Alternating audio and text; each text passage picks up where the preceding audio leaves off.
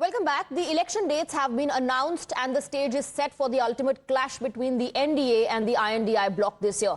The announcement of the polling schedule has happened much later as compared to the previous elections in these states, leading the opposition to question the motive. Remember, this election is crucial for the INDI bloc as 3 of the states have opposition parties currently in power. A defeat in either of these states would further weaken the INDI bloc standing and relevance in national politics, something that the opposition cannot afford at this point. We're less than 30 days away from polling in the states of Kerala and Assam, as well as the Union Territory of Puducherry. Let's first tell you about the polling schedule. So, April 9th, the voting will take place in Puducherry, Assam and Kerala. On the 23rd of April, polling will take place in Tamil Nadu and also first phase election in the state of West Bengal. As far as West Bengal is concerned, elections are happening in 2 phases. The first phase on the 23rd of April and the second phase on the 29th of April. And the results will all come out on the same day, which is going to be 4th of May. The Election Commission has also taken a stern view of the pre-poll violence. This is what was said. जहां तक चुनावी प्रक्रिया का सवाल है, elections in India are held as per the Constitution, the law and the instructions. राजनीतिक हिंसा और चुनाव को प्रभावित करने वाले कोई भी इंड्यूसमेंट को चुनाव आयोग बर्दाश्त नहीं करेगा और ऐसे करने वालों के खिलाफ सख्त से सख्त कार्रवाई होगी. It seems nothing pleases and satisfies the opposition. Even before the election dates were announced, INDI bloc parties were already crying foul over the delay in the schedule announcement. TMC and DMK both have alleged that the poll body was waiting for the Prime Minister to finish his rallies. The Congress questioned EC's credibility. Meanwhile, UBT Sena targeted Chief Election Commissioner, claiming he would likely give his briefing from the BJP's office. Well, now that the Election Commission has held its poll briefing at Vigyan Bhavan, the opposition has found other issues to complain about. TMC is questioning why the Bengal polls are being conducted in only 2 phases when the last election was held in as many as 8. DMK has raised objections to the Puducherry elections being held separately from Tamil Nadu. And when the Congress had nothing to say, it complained about having too little time to campaign. The election dates have been announced. It's interesting, last year the elections were announced by Feb 27th and this year it's been postponed by 2 weeks. We don't know why. Maybe Prime Minister wanted to finish all his obligations. That's why we say the Election Commission operates like the wing of the BJP party. But whatever may be the day of polling, whenever may be the day of results, whatever may be the undemocratic practices the BJP may try to follow in Tamil Nadu, we will get more than 200 seats. The DMK is pretty much prepared for the elections, and these elections are not going to be fought by the DMK on the weakness of opposition. Irrespective of whoever is allying with the ADMK, this election, the DMK believes in the work that the Chief Minister have done. This election, the DMK believes in the confidence that the people have on the leadership of our Talaivar Muthuvel Karunanidhi's talent.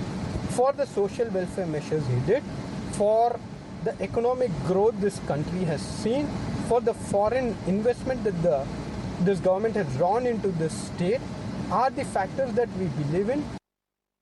कुछ नहीं हुआ, फिर हारेंगे और बुरी तरह से हारेंगे. अब leak कर रखिए, 250 से ज्यादा तृणमूल सीट जीतने वाला है. ममता बनर्जी अभी ये she will return back with more than 250 MLAs in the assembly.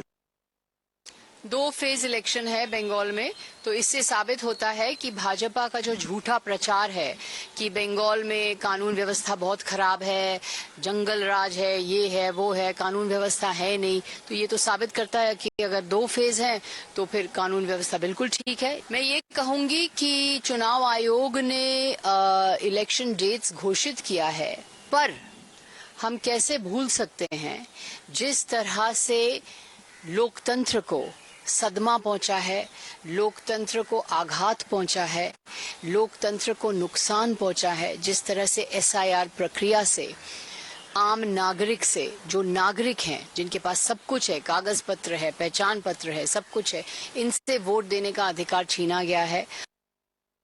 All right, let's go across to our reporters. We have Ridhita joining us from Kolkata, Arpita from Tirunanthapuram and Dharni from Chennai. Let me first go across to Ridhita. Ridhita, TMC says the fact that the elections are being held in 2 phases in West Bengal, is proof that everything is all right when it comes to law and order.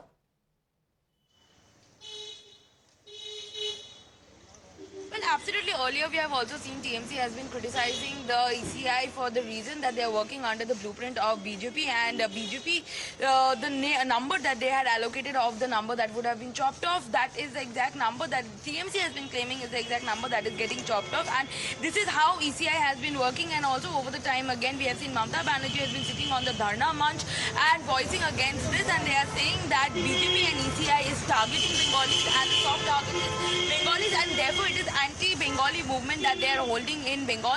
Elections moving forward. However, over their official X account, they have now posted that no matter in how many phases this election might be held in, people are going to reject the people who are anti-Bengalis, and they are not going to choose a governance which is anti-Bengali completely. Even though, according to our sources that we get to understand, now at around 6 p.m. the chairperson of Trinamool Congress party, Srimati Mamata Banerjee, is going to meet with all the other senior leaders. In this meeting also, the presence of Abhishek Banerjee and IPAC members might also be seen. Now, this meeting is completely to decide on the candidature list, which might be out in 48 hours as per our sources say. And at the same time, we also see BJP Bengal is holding another meeting in their state headquarters, and internal meeting of both the parties, a manifesto internal meeting so those is meetings going have on. begun, poll dates have been announced. I want to bring in Dharni because DMK believes that, they announced the dates now so that the Prime Minister could do the rallies and give advantage to the BJP. Not just that, DMK also claims none of this is going to work. The strategy is here. It has expressed confidence in the fact that they are going to win more than 200 seats. Those are the kind of statements coming in.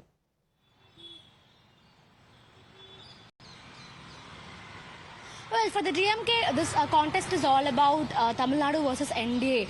That is what Chief Minister M.K. Stalin has been reiterating in multiple of his campaigns. He says that this contest is not about DMK versus Tamil Nadu. It is about NDA versus Tamil Nadu is what he says. Of course, the DMK is also very confident that they will be able to win more than 200 assembly seats. Their alliance will be able to win more than 200 assembly seats.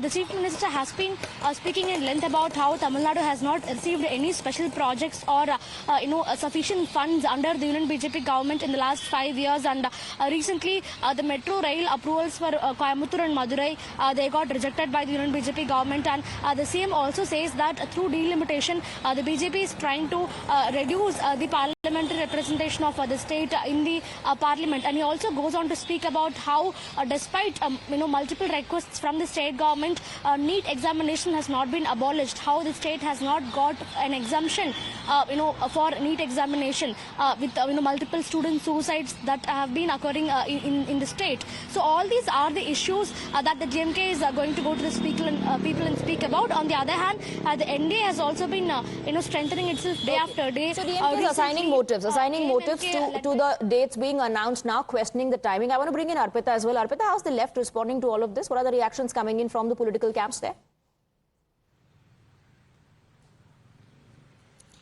Well, CPI and CPM, who are a part of the LDF alliance, they have already announced the list of candidates. In fact, CPI has announced 25 candidates where they will be contesting elections, and CPM, they will be contesting in 86 seats, but they have announced 81 names, and 5 more names are still yet to be announced. Now, what the Congress is saying is that they will announce names in next 24 hours. They were supposed to announce it today, but then now they have decided that they will be announcing it tomorrow.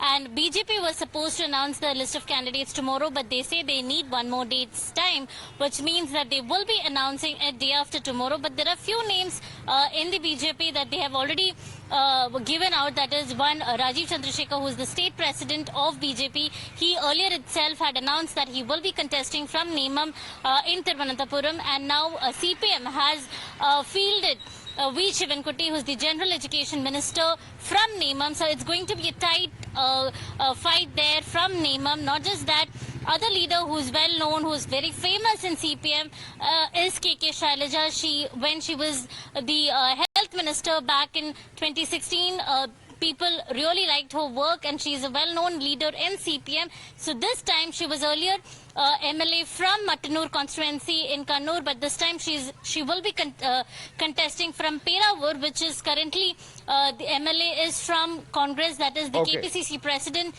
Sunny Joseph. Right. What time and again BJP?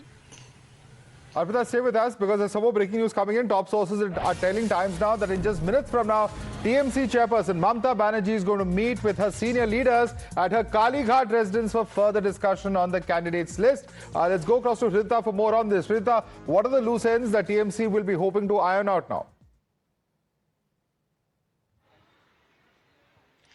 Absolutely. At around 6 p.m. at the Kalighat residence, the chairperson of TMC, Srimati Mamata Banerjee, is supposed to meet all her senior leaders. And in this meeting, we are expecting Abhishek Banerjee, the General Secretary, will also be present. And also members from IPAC will be present in this meeting. And the next strategies will be decided. And also the candidature list will be finalized today. And in next 48 hours, according to sources we get to understand, the TMC is going to hold a press conference to announce the names of the candidates' name.